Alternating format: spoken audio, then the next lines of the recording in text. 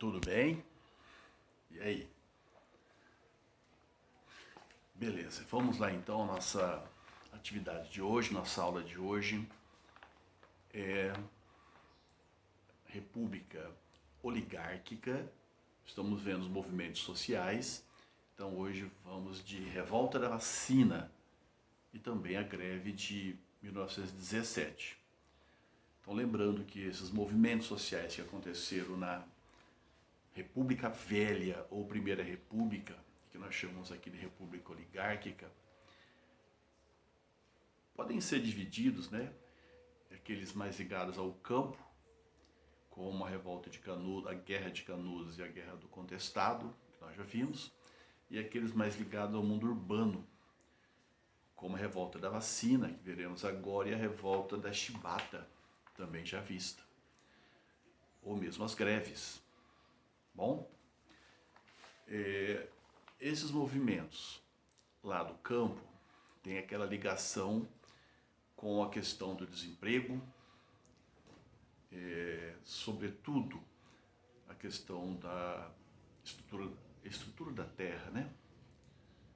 Isso, os latifúndios, as grandes propriedades na mão de poucas pessoas, pessoas sem terra, sem trabalho, e uma certa violência costumeira, e uma forma de encarar esses problemas ou essas questões a partir da religiosidade, uma religiosidade popular, que pode ser chamada, inclusive aqui no caso, chamada de messianismo.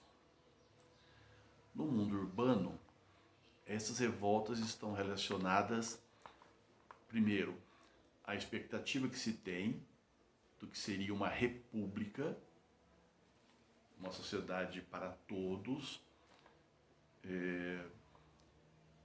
participação de todos, uma modernização.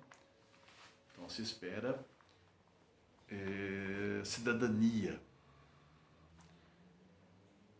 E ela está relacionada diretamente a essa modernização e essa urbanização com exclusão social. Então é como se fosse uma modernização incompleta,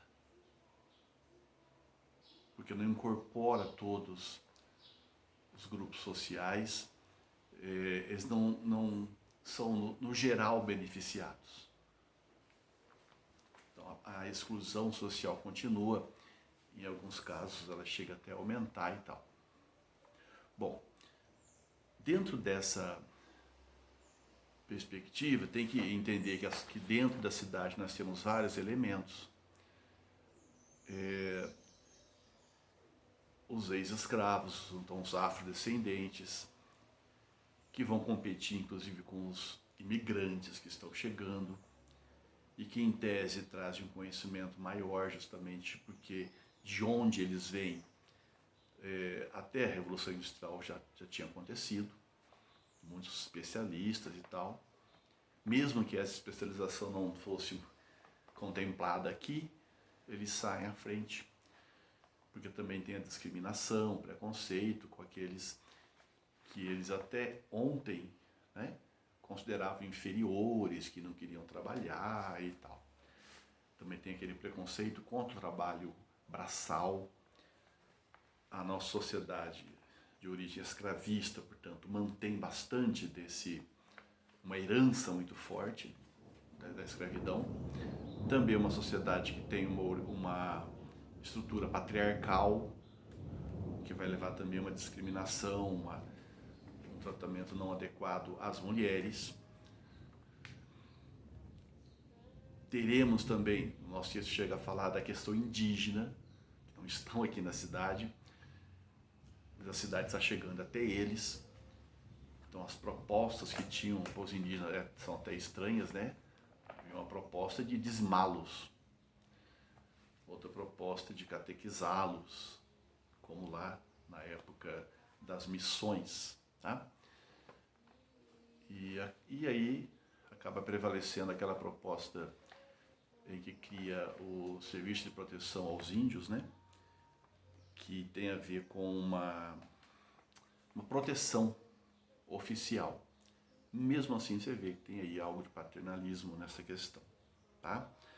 Vale destacar a figura sui generis, né, diferente da época, que é do Cândido Mariano Rondon,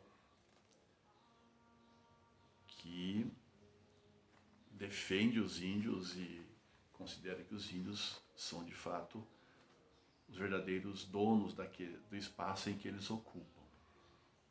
Bom, mas o tema principal aqui é a questão da vacina. O que tem a ver com isso agora da vacina? Pois é, hoje nós temos aí discussão de vacina, né? Até recentemente gente que não queria, achava que era um absurdo, era causa problemas, temos o problema das máscaras, temos a epidemia ou pandemia, e mesmo assim há, né, aquele que é o descrente, aquele que não aceita. Hoje. Então fica mais fácil entender por que lá em 1904 eles não aceitaram a vacina a ponto de levar uma revolta. Então veja, nós estamos no Rio de Janeiro, 1904. Rio de Janeiro, nossa cidade mais importante. Vista de longe, belíssima. A natureza, né, do Rio de Janeiro, ela é marcante. Agrada a todos, até hoje é assim. Mas quando se chegava na cidade, quando você descia do navio, era complicado, né? Sujeira, doenças, ruas estreitas, não era muito agradável. Ao ponto, inclusive, dos navios que vinham da Europa, falava assim, olha, nós não vamos parar no Rio de Janeiro. Vamos parar na Argentina, pode ser. Rio de Janeiro não, lá não dá. Vocês querem morrer? Querem ficar doentes? Então não vão para o Rio de Janeiro. E isso complicava a questão comercial do Brasil. Para não falar no nosso porto, já estava inadequado. Essa herança colonial, né, faz aquelas cidades charmosas, de ruas pequenas, ali já estava se tornando um certo problema para escoamento dos produtos. Então a questão do comércio e do importar e exportar, né? Então tinha que mudar, melhorar isso daí. O argumento principal vai ser esse, inclusive, para melhorar a atividade comercial. Outros vão dizer que queria mesmo embelezar a cidade para os gringos. De qualquer forma, entra no governo Rodrigues Alves como presidente da República e o prefeito da cidade do Rio de Janeiro, Pereira Passos, que não por coincidência é um engenheiro. E eles vão dar início ao que vai ser chamado de reformas, né? A reforma urbana e a reforma sanitária.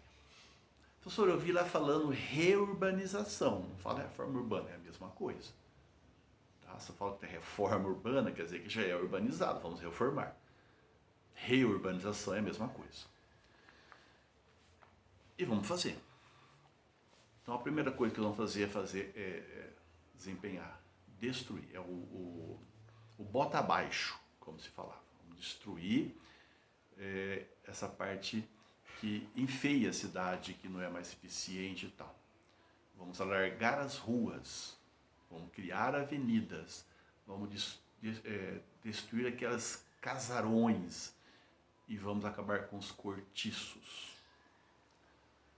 Observe que esses dois últimos, casarões e cortiços, são onde moravam as populações lá mais pobres.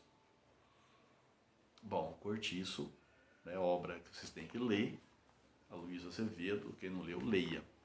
Descreve bem quem morava ali, como é que era aquela questão. A obra é de 1890, parece. Mas retrata, né, o que está acontecendo ainda agora, em 1904. E eles destroem. Cara, ficou muito bonito. Avenidas grandes, ruas mais largas, jardins, praças, monumentos. Ficou muito interessante. Então, parabéns? Parabéns mais ou menos. Porque quem estava lá, como é que ficou? E as pessoas que moravam lá? Tem episódio, tem narrativa que mostra assim, o cara saiu para trabalhar de manhã. Na hora que ele volta, não tem mais a casa. mais de 2.000 casas foram destruídas, foram derrubadas. Então faltou o quê? A preocupação com a pessoa ou com as pessoas. Então as pessoas ali não estão sendo tratadas como cidadãs. São números, tira daqui, põe ali, tira lá. E nem isso, né? Porque eles não acharam lugar para eles. Tirou e falou, agora se vire. E eles, obviamente não, acabaram indo para os morros. Mas com muita raiva, com muita mágoa, insatisfeitos com o governo. Então algo que seria muito interessante acaba sendo feito de uma forma excludente. Exclusão social, modernização com exclusão. Mas foi feito. Aí vamos à outra parte, que é a reforma sanitária. Então, nós falamos no Rodrigues Alves, no Pereira Passos, agora entra o médico sanitarista, muito importante, já na época, muito conhecido, Oswaldo Cruz. Antenado com as questões que aconteciam no mundo. Então, ele sabe que essas doenças têm como evitá-las, né? Temos como evitá-las e que elas precisam ser evitadas. Vamos acabar então com a malária. Inclusive uma filha do presidente da República, Oswaldo Cruz, morreu de malária. Não. Febre amarela. Febre amarela. Um dos principais combates era esse. A febre amarela, peste bubônica, pois é, ainda, e a varíola. A filha dele morreu de febre amarela. Bom, então fomos acabar com os mosquitos. Ele já sabia que os mosquitos é que provocavam isso. A população não sabia, pegando boa parte dela, não acreditava nisso.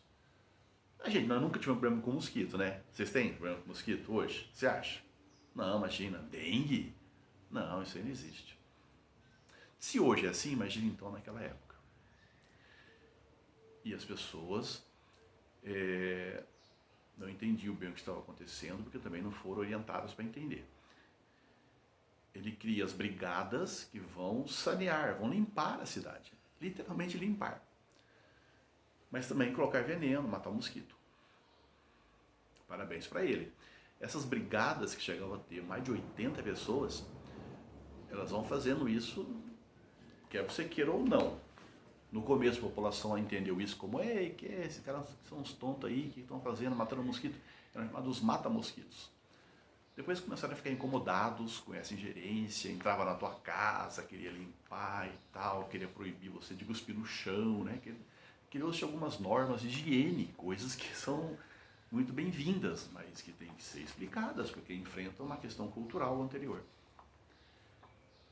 Apesar de toda essa resistência, ele foi até o fim e praticamente extinguiu a febre amarela. Praticamente, cara, porque, se não estou enganado, nesse ano, comecinho desse ano, final do ano passado, apareceu de novo febre amarela no Brasil. Olha lá. Pois é, mosquito. Tá. Segundo passo, vão atacar a peste bubônica, vão acabar com os ratos, porque ela é provocada pelo rato. Na verdade, pela pulga do rato. Muito bem. Mas não teve muita adesão de novo. Mas vamos acabando com isso. Tem também, é uma sequência, né? Continua limpando e tal, temos que eliminar os ratos. Como o povo não estava muito afim, o governo resolveu, ao invés de conscientizar, vai lá, vamos comprar rato. Então as pessoas pagavam, levavam e recebiam um troco pelos ratos que levavam lá. Claro, né? O brasileiro é criativo, tem muita gente do bem, aí apareceu um povo do bem lá, que começou a criar rato em casa, para vender para o Estado, para ganhar um troco. É muito ordinarice, né? De qualquer forma, acabaram sendo identificados e tal, mas só o fato de terem feito isso já é um absurdo. De qualquer forma, a peste bubônica está sendo combatida. O terceiro grande problema sanitário vai ser a varíola, que era uma questão aí que também atingia a Europa e tal. Mas já tinha vacina. Nem todo mundo concordava com a vacina. Bom, hoje estão mais ou menos concordando por causa da pandemia, mas até um pouquinho anteontem, muitos também não queriam vacina, hein, no dia de hoje. Imagine então naquela época, sem o esclarecimento devido. Ninguém acreditava? Não, alguns acreditavam, é claro. Ao debate. E o Oswaldo Cruz convence, né, o governo de que tem que ter a vacina. Então ele praticamente pressiona para que se aprove uma lei para a vacinação obrigatória. E a palavra, o grande X da questão era essa palavrinha, obrigatoriedade da vacina. Muitos se colocaram contra a obrigatoriedade. Inclusive alguns dos sábios, né? O Rui Barbosa foi contra. Ele defendia a ideia de que você, entre outras coisas, né, que você é dono do seu corpo, como é que você vai ser obrigado? Não, se você não quer, você não pode. Tal, né? Outros vão dizer, se imagina, essa vacina aí, ela não cura, ela não evita que você fique doente, pelo contrário, essa vacina aí, ela causa doença, hein? Ó, você vai ficar doente. Aqueles da oposição, tá vendo? O governo quer impor mais alguma coisa. Lembre do bota abaixo. E tinha também aquele pessoal mais moralista. As mulheres usavam aquelas roupas que cobriam tudo. Agora eles vão entrar na sua casa e vão dar uma picadinha no ombro da sua esposa. Não, dói muito. Então, nas mulheres, a vacina será dada na perna, na coxa. Da sua esposa, da sua filha, da sua namorada, da sua... aqui em casa ninguém entra, porque era obrigatório. Então veja, faltou aí essa questão, de novo, da cidadania. Muito semelhante nesse contexto com a revolta da Chibata, onde os marinheiros eram tratados também como escravos ainda. Então faltou essa conversa, essa explicação, colocar a pessoa dentro do que é realmente a república. Não ser tratado como joga para cá, vai para lá, vacina, tira, limpa. Então aí tem algumas divergências no que aconteceu. Para alguns há um comício, e a partir desse comício vira um quebra-quebra, porque a oposição vai se colocar contra o governo, obviamente, ele já era contra, agora vão aproveitar o momento. Para outros, alguns, né, não um comício oficial, mas começaram a falar, né, contra o governo, e um desses acabou sendo detido, mas ele reagiu. Outros vieram ajudar, mais polícia acabou vindo, aumentou, a cavalaria chegou e virou um quebra-quebra. Então, mais ou menos aí de 10 a 15 de novembro, né? Praticamente uma semana. O texto fala 4, 5 dias, esse período aí. Então, professor, tá, não, é quebra-quebra, não é só passeada, não é só reivindicação. Saque, apedrejamento, briga, mortes,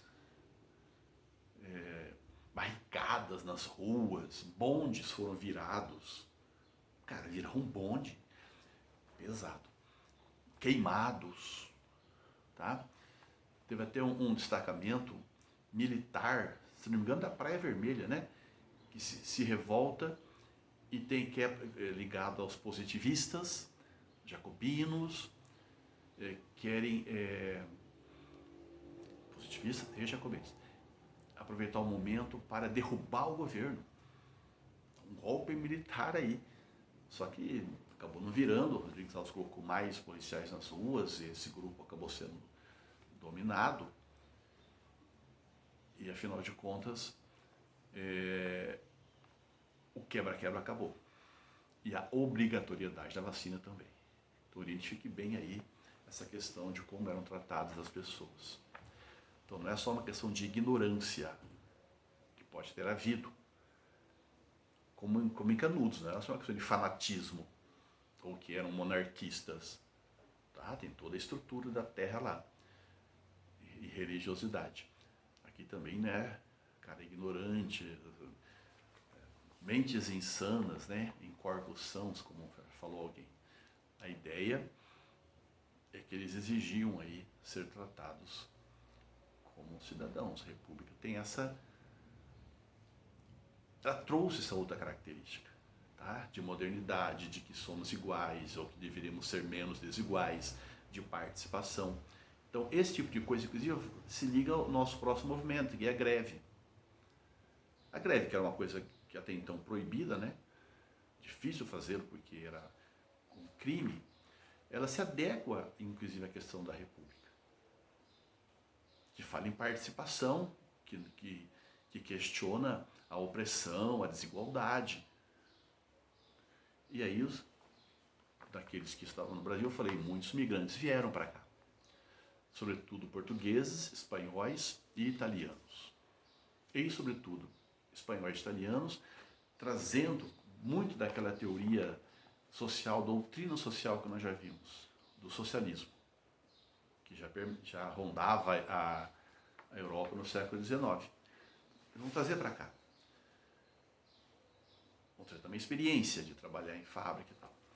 E muitos, sabemos, vão lá para trabalhar no café e tudo mais. Mas também temos aqui um crescimento das fábricas. Nesse período, sobretudo, tá? De 14 a 18, esse período que é concomitante, né, à Primeira Guerra Mundial, aqui é o governo Venceslau Braz, é um momento em que há um surto industrial. Os países europeus, tá, envolvidos na guerra, estão produzindo um armamento, questão bélica. Então vão comprar o quê? Vamos fazer aqui. Então aí tem esse surto. Muito, inclusive, com o investimento do próprio fazendeiro do café. Abre uma casa de crédito, uma fábrica e tal.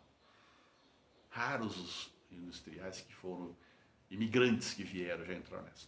Tivemos, mas foram raros. Ora, então vamos ter os burgueses, os industriais e também os operários, exatamente. E já com uma certa consciência. Então esses operários vão fazer reivindicações.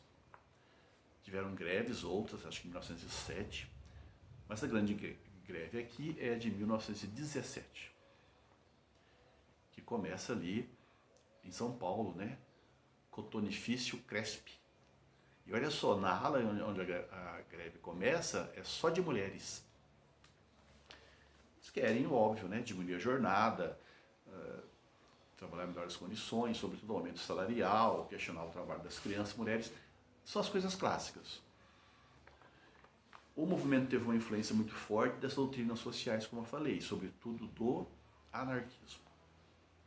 Como o anarquismo tem várias possibilidades, né, vários caminhos, dois tipos aqui, o anarco-sindicalismo e o anarco-comunismo. O anarco-sindicalismo é aquele que vai acreditar nessa mudança, nessa transformação a partir do movimento sindical, das greves, da ação do trabalhador. Então eles acreditavam em sindicatos, desde que os sindicatos não tivessem sempre o mesmo chefe, mesmo líder, mesmo presidente. Tem que trocar. E os anarco-comunistas, aqueles que acreditam que essa mudança vem pela rebelião. Predominou aqui o anarco-sindicalismo. Somente o comunismo, ou socialismo, depois.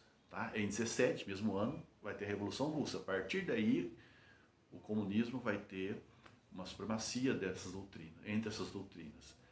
E vamos ter Partido Comunista em tudo quanto é lugar, no Brasil na década de 20. Então, por enquanto, ainda é o anarquismo.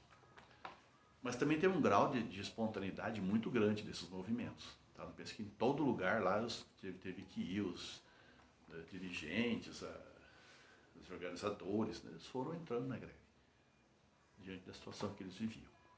Tá? 1917, greve geral. Talvez dê para comentar mais duas coisinhas aqui do nosso texto. Acho que vale a pena trabalhar. Acho que da vacina está tranquila, acho que da greve geral também tem alguns detalhes, né? Deixa eu ver se temos aqui algum acréscimo, gente, sobre a greve geral. Vamos lembrando também que o texto fala do cangaço vocês vão ter que ler, o texto está até interessante, mas não vai dar para explicar aqui, e no nosso resumo, ele nem propõe discutir aqui o cangaço. Bom, então tem duas outras questões que ele apresenta aqui para nós, e aqui a energia está acabando. Se acabar, acabou. E acabou a aula também. Um movimento negro. Aqui no esquema aparece esse movimento negro ligado à imprensa negra. Então o que a República traz de novo? Mas, de novo, essa questão de participação, de igualdade, de cidadania. Então, aquela herança escravista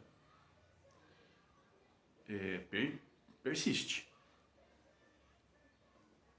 A luta contra ela, que sempre existiu, e nós já vimos as formas de luta sobre isso, né, desde o suicídio, ao ataque, ao quilombo, ao abolicionismo, né? Então, vamos retomar aqui de novo. Agora ele tem essa questão da participação, da cidadania. Então é mais um ingrediente a reivindicar por parte dos afrodescendentes. E ninguém vem falar, ai, mimimi, de novo, escravidão, não. É a herança. Vai lá estudar lá, mas que é racismo estrutural? Pois é. Então, e não é só no Brasil, vê também, os países que tiveram a escravidão como modo de produção predominante, né, como forma de trabalho predominante, tem esse problema até hoje. Então, os Estados Unidos, tá? Então, o Brasil também. O nosso texto destaca, inclusive, a criação da Frente Negra Brasileira na década de 30, que acabou virando aí um partido, tá? Partido político. E o papel também dos periódicos, da imprensa. E a última parte aqui para encerrar, gente, tem a ver com as mulheres. Então, a questão do movimento feminista. Outro dia, recente, eu ouvi um jogador de futebol falando, infelizmente tem ainda esse movimento feminista. Essas mulheres nem são mulheres. Olha só o pensamento de hoje. Pois é. Aqui, e nesse período, temos também o movimento feminista. Lembra nossa sociedade patriarcal, na origem, carregamos isso, machista. Não é uma exclusividade do Brasil, esse tipo de questão. Então nós já vimos lá no século XIX todo aquele movimento, sobretudo pela questão do voto, que é um tipo de movimento ligado ao feminismo, mas vimos agora as operárias em greve, então já é um outro tipo de movimento feminista, né? Um mais classe média, o outro classe trabalhadora, tá? Ou classe mais pobre. O nosso texto ele cita algumas mulheres que mereceriam destaque aqui. Sabemos que é um movimento, né, feito por uma mulher, mas temos que citar algumas porque vale a pena aí, tá? Mesmo entendendo que o importante é o grupo. Ele coloca aqui a Chiquinha Gonzaga, musicista, regia a orquestra, fez aquela música O Abre Alas, uma música que até hoje toca no carnaval. E a Chiquinha Gonzaga também é abolicionista, né, nesse período aí pré-república. Ele cita aqui a Dionísia Gonçalves, também chamada Nísia Floresta, fundador da primeira escola brasileira para meninas. Vai citar, vai ter a foto, né? Lembra que nós passamos a votar a partir da Constituição de 34, a mulher passou a ter direito de voto. Mas já com o decreto, em 32, a mulher já pôde votar no Brasil. Tá bom? Então, em 32 já vota. E nesse período, ele cita aqui alguns precursores desse momento. Na década de 20, a bióloga Berta Lutz, uma das pioneiras do movimento feminista no Brasil,